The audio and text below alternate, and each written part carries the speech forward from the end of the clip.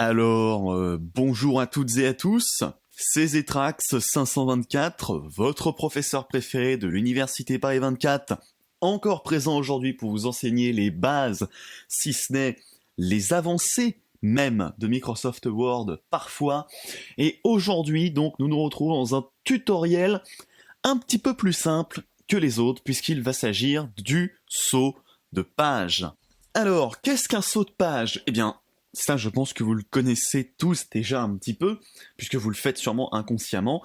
Eh bien, un saut de page, c'est par exemple quand vous êtes par exemple en bas d'une page ici, et vous avez envie d'aller à la page d'après, et du coup de laisser un espace blanc en bas de la page.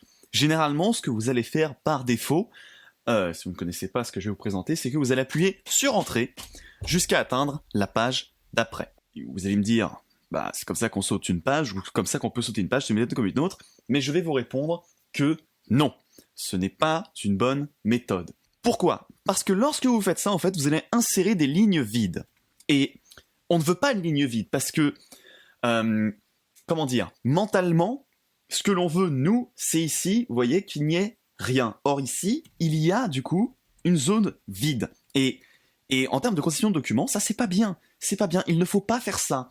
Et donc du coup, nous aujourd'hui, ce pourquoi je suis là, votre professeur favori, c'est justement pour vous montrer comment faire une manière plus propre, justement, d'aller à la page d'après. Eh bien, on va voir ça tout de suite, en allant justement dans Insertion, dans mon atelier de peinture tout en haut.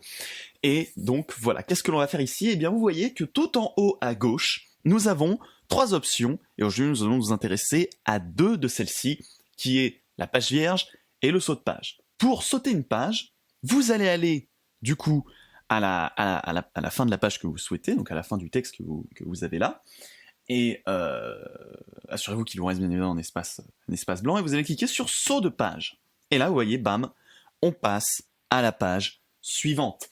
C'est magique, et là, vous voyez que lorsqu'on remonte avec les flèches, eh ben, on n'a plus de ligne vide. Voilà. Hop là, il n'y a plus rien. C'est magique, c'est incroyable, c'est le saut de page. Alors, il faut aussi savoir que vous pouvez faire un saut de page plus rapidement que de cliquer sur saut de page. Et ben, vous pouvez aussi le faire tout simplement en appuyant sur CTRL Entrée ou sur Commande Entrée, si vous êtes sur Mac. Voilà, même chose, ça fait le même effet et c'est plus rapide. Et ça, je peux vous dire que ça va vous aider dans moult situations. Vous pouvez aussi insérer une page vierge. Par exemple, si vous avez oublié, je ne sais pas moi, d'insérer quelque chose de très important dans votre document qui nécessiterait une nouvelle page, par exemple, entre ces 2 pages-là. Et bien pour faire ça, c'est très simple. Vous pouvez donc soit cliquer sur page vierge, qui va donc insérer en dessous une page toute blanche, ou bien tout simplement faire CTRL Entrée pour faire un saut de page. Et là, bam, vous avez une nouvelle page toute blanche qui s'est insérée. Vous pouvez bien évidemment écrire dessus, etc., etc. À retenir pour cette partie d'insertion de page, le bouton page vierge ne sert à rien, puisque vous pouvez tout simplement faire le saut de page partout sur le document, ce qui est bien plus rapide parce que page vierge n'a pas de raccourci clavier, là où le saut de page, eh bien c'est CTRL Entrée. Et bien voilà, je crois que l'on va se quitter ici, c'était tout pour aujourd'hui. Tutoriel très simple, très concis, très court, mais qui est malgré tout très utile dans la mise en page de documents sur Word. Voilà, j'espère que ça vous aura aidé si vous ne connaissez pas notamment la technique du contrôle entrée, hein, qui est très pratique. Moi, je m'en sers tous les jours, dans tous mes rapports, dans toutes mes copies où je mets des 0 sur 20, je peux vous dire que j'en fais des sauts de page. Dans le prochain épisode, nous verrons comment changer la police et la taille du texte, qui sont bien évidemment des notions clés et primordiales sur Microsoft Word, et du coup, bah, c'est ce que nous verrons dans le prochain tutoriel.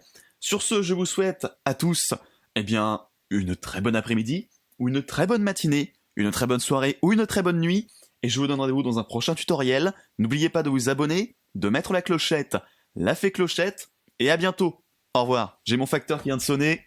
Petit colis, je ne vous cache pas que j'ai très hâte de recevoir ces nouveaux stylos rouges.